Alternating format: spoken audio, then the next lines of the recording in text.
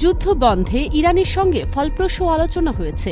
মার্কিন president Donald ট্রাম্পের এমন দাবি উড়িয়ে দিয়ে আবারও ইসরায়েলে ক্ষেপণাস্ত্র বৃষ্টি নামালো তেহরান।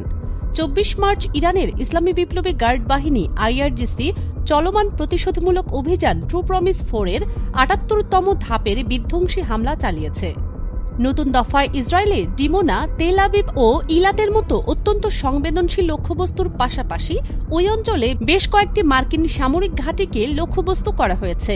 এদিন এক বিবৃতিতে IRGC অভিযানের ওই সর্বশেষ পর্যায়কে যুদ্ধের ইতিহাসে একটি অনন্য রেকর্ড হিসেবে উল্লেখ করেছে।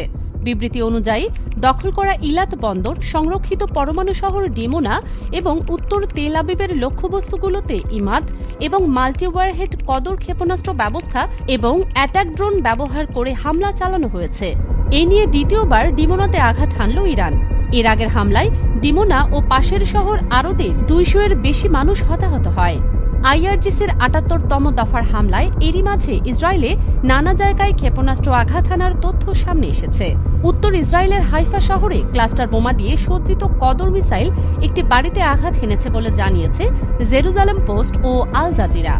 উত্তর ইসরায়েলের বিভিন্ন স্থানে ক্ষেপণাস্ত্রের ধ্বংসাবশেষ পড়ে ক্ষয়ক্ষতির খবরও পাওয়া যাচ্ছে। জেরুজালেম পোস্ট লিখেছে, ইরানি মিসাইল হামলার মুখে আরেকটি ভয়ঙ্কর রাত দেখল ইসরায়েল। ইসরায়েলের মধ্যাঞ্চলেও একটি ক্ষেপণাস্ত্র আঘাত হানার কথা জানিয়েছে তারা। তেল আবিব ও অধিকৃত পশ্চিম তীর জুড়ে সাইরেন বেজে উঠলে হাজার হাজার মানুষ বাংকারের খোঁজে ছুটতে থাকে।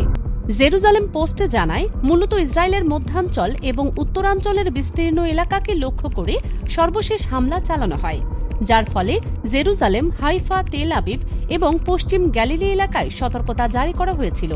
গুচ্ছ বোমার আঘাতে বন্দরনগরী হাইফার আশেপাশে ক্ষয়ক্ষতির খবর পাওয়া গেছে। ইরানি বাহিনী তাদের বিবৃতিতে ইহুদিবাদীদের সতর্ক করে দিয়ে বলেছে, IRGCর অধিকাংশ কমব্যাট ইউনিট এবং ইসলামী প্রজাতন্ত্রের লাখ লাখ সদস্যের বাসিস স্বেচ্ছাসেবক বাহিনী এখনও যুদ্ধক্ষেত্রে প্রবেশ করেনি। সতর্ক করে বলা হয়েছে যে তাদের সম্ভাব্য অংশগ্রহণ সংঘাতকে আরও তীব্র করবে এবং আগ্রাসনকারীদের জন্য পরিস্থিতি নিয়ন্ত্রণহীন করে তুলবে। এদিকে ইসরায়েলের নিরাপত্তা পরিস্থিতি ক্রমেই অবনতির দিকে যাচ্ছে। জরুরি এই সতর্কতা জানিয়ে অবিলম্বে নিজ নাগরিকদের ইসরায়েল ছাড়ার আহ্বান জানিয়েছে চীন। দেশটির দূতাবাস বলেছে, নিরাপত্তা ঝুঁকি না নিয়ে যত দ্রুত সম্ভব ইসরায়েল ত্যাগ করা অথবা চীনে ফিরে যাওয়া উচিত। চীনের রাষ্ট্রীয় বার্তা সংস্থা সিনহুয়া জানিয়েছে, ইসরায়েলে অবস্থিত চীনা দূতাবাসের বরাত দিয়ে বলা হয়েছে, নিজেদের নাগরিকদের সরিয়ে নিতে মিশরের মধ্যে অন্তর্বর্তী তাবা ক্রসিং ব্যবহার করে নতুন একটি উদ্ধার অভিযান আয়োজন করছে চীন সরকার। দূতাবাসের ভাষ্য অনুযায়ী ইসরায়েলের ওপর ক্ষেপণাস্ত্র ও ড্রোন হামলার পরিধি, সংখ্যা ও তীব্রতা আরও বেড়েছে। এতে হতাহতের সংখ্যা এবং সম্পদের ক্ষতি বাড়ছে। অনেকেই সময়মতো বোমা আশ্রয় কেন্দ্রে পৌঁছতে না পারায় হতাহতের ঘটনা ঘটেছে।